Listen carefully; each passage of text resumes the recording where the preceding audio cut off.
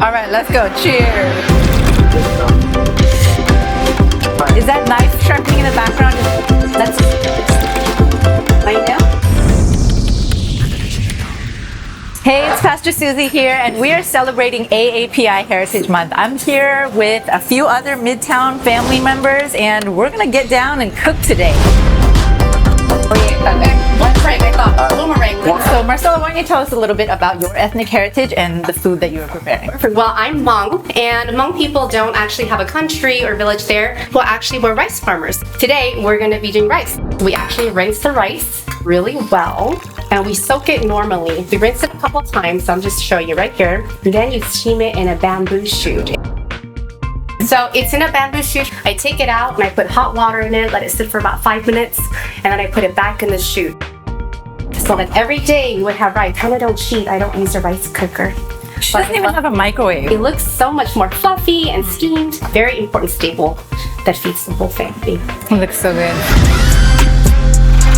All right, I'm here with Nguyet. So tell us about your family heritage, about this food that you're plating right now. I'm Vietnamese. My parents came over here about a couple of decades ago, and I learned about the Banh sandwich. It was originally from France, Holland or France, colonism.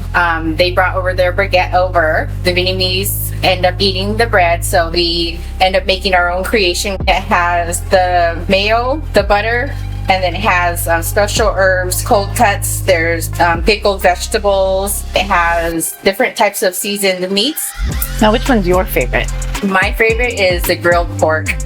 Just in case you were wondering why, she's got a Vietnamese heritage, but she gave us a little bit of history as to why the Eiffel Tower is in her earrings and her necklace. But this is fusion food at its finest. Here we have Daniel peeling a carrot. Hi. Is this a Filipino carrot? So I'll be making lumpia today. Lumpia, there's a lot of different varieties. Today we'll be having lumpia Shanghai. It's neither from Shanghai or Chinese. It's a Filipino version of an egg roll.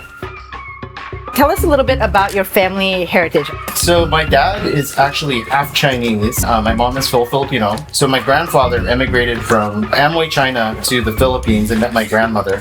And then my dad joined the U.S. Navy, met my mother, and then had me in 1980. Daniel, okay, so your family owned a restaurant, and so obviously food has a lot to do with, a lot of your family. I was that kid in the corner in like the first booth doing homework after school, and then bussing tables and bringing out sodas. Earning your meals, right? Earning my meals, and my payment would be like a Coca-Cola at the end of it. All right, I am Susie, and I am Korean and Canadian and Mexican by marriage, American by immigration, and above all, I'm a kingdom citizen. But I am very proud of my Korean roots. And today I prepared some Bibimbap, which literally means mixed rice. And I'm gonna swap this out and show you, bam, I have one that's already prepared. But here we have some shredded carrots, we've got some zucchini, we've got shiitake mushrooms, we've got bean sprout, spinach, thinly sliced meat. So all you do is you have a bowl of rice, and then you place everything on top. Korean food is made up of a lot of side dishes called banchan. So these are all separate things that could be eaten with your rice called banchan. The royals would have one day a year where they would gather with their families. Legend has it they would use these huge bowls and they would just throw everything in there, mix it all up, and people would just eat it communally out of the same bowl together. So it's really a family style meal.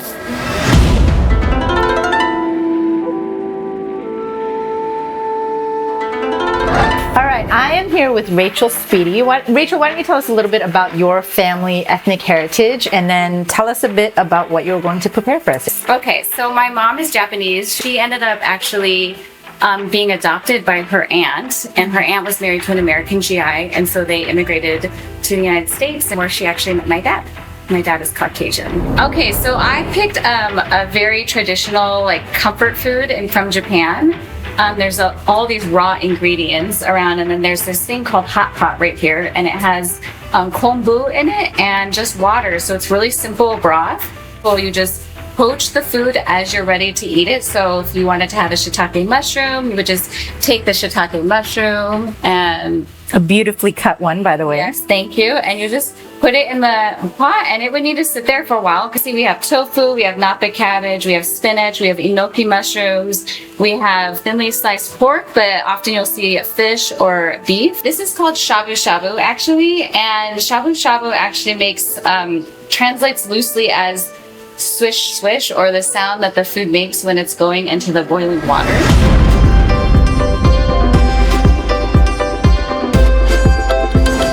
I love that tonight, as we were preparing our meals together, we got to learn about our faith traditions as well. We got to hear about how people came to faith, how God is at work within our family and within our cultures today. So I'm actually the first generation Christian in my family. My family actually still practiced shamanism, and so I didn't become Christian until I was 25.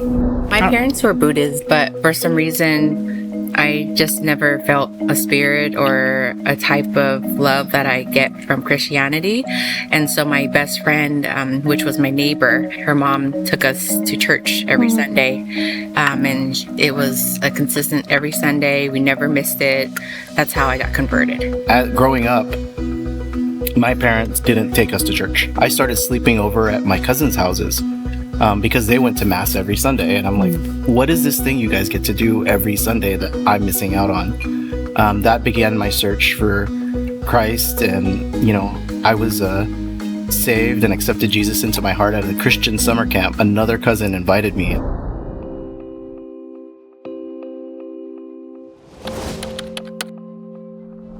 Obviously, I'm wearing quite a loud message on my shirt here, Liberty in North Korea. I have a friend who actually works for this organization, but there is a message I want to tie into it. I come from a country that's divided into North and South Korea. And one day we do hope that it will be unified. But what we did today too is actually a picture of reconciliation. And when Jesus ate with people throughout the New Testament, we see it actually as an act of reconciliation. Back in that time, Jews and Gentiles would never sit at a table together and eat together because it was an act of fellowship. And today, as we sat at this table together, we might take for granted that years ago, our people may never have sat together at a table.